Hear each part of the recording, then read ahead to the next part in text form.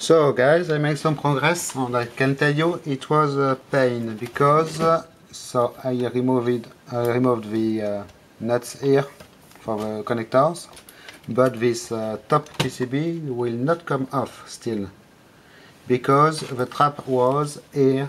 I had to remove this small screw here in the PCMA connector, PCMCIA. I never believe you could use a small screw to keep the board in place. So here we are, it is off. You have this must be the RAM, by the way. Video controller here probably, not sure. You can see the big board to board connectors. So this is off, this is nice. And now we have another backup battery, early enough. And we have, I did see one, yes, here one more screw, which was a pain to figure out. And I believe that now I will be able to remove the whole section here. So I unplug the floppy drive here. And still not sure how it will come off, because it is a, this thing is a real pain. I think, no, I have nothing here. It should come, in fact. So there is a big problem here with this connector because it is totally in the way. I must be careful not to damage it too bad, even if I don't need the, I will never need the floppy drive. It's a real pain. Ah, here we are. And here we are.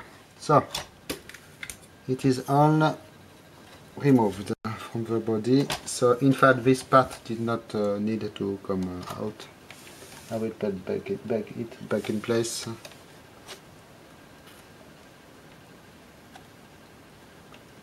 Maybe I will clean the floppy drive anyway.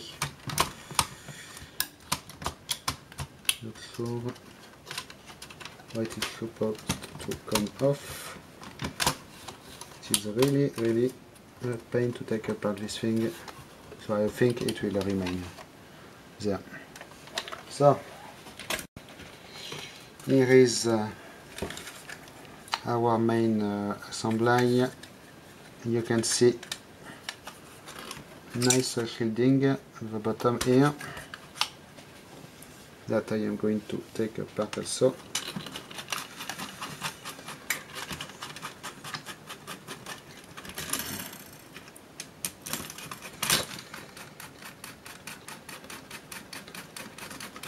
So it seems that this main structural part is in magnesium or something like this. It is quite nice.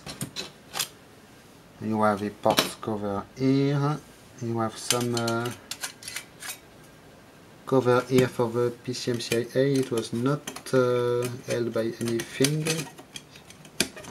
Quite weird. I think it must be clipped in this, but for some reason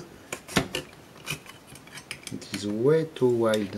Oh, like this maybe. Yes, it is the ejection system for the PCMCIA card. It goes together with this. Okay. So I will put in another one more bag all these screws here. All these parts go together. Then this is the main board with the power supply section.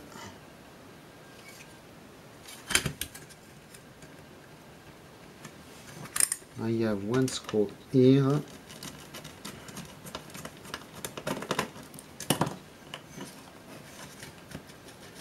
And it is not enough, of course.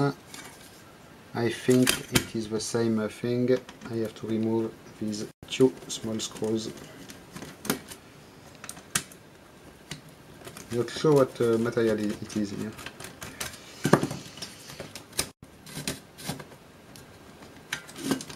By the way, these things are real pain to take apart. Really complicated.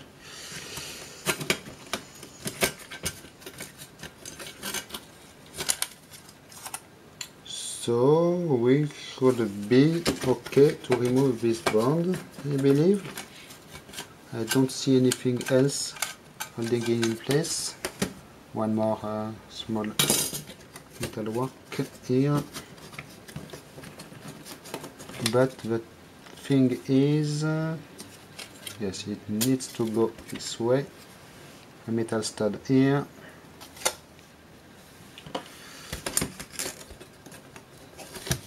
It should come, maybe. Oh, excuse me, I have one more screw here. I did not see this one. Here we are. Then now we are okay. So, speaking about so where is the microprocessor, by the way? Is it this thing? Maybe this is a BIOS?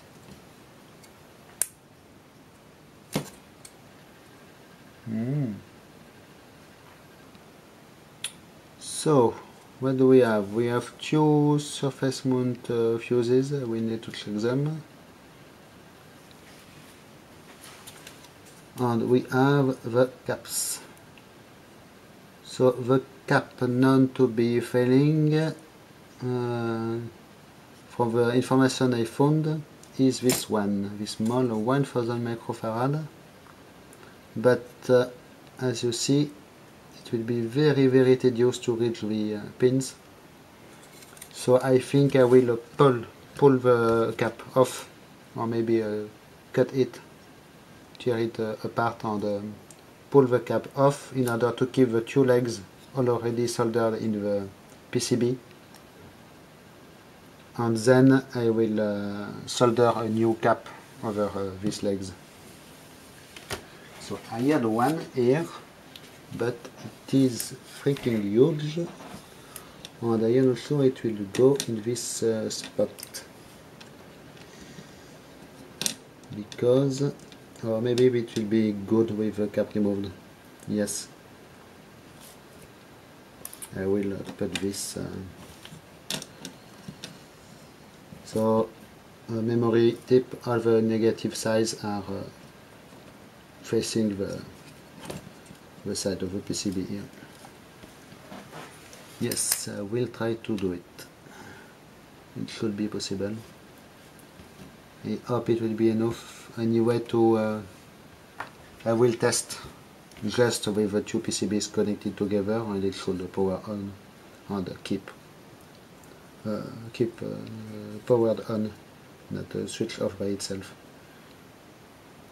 Yes. So it will be a real pain, but so here are the. You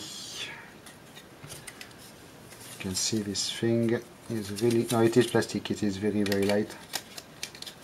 Really complicated parts. Quite incredible.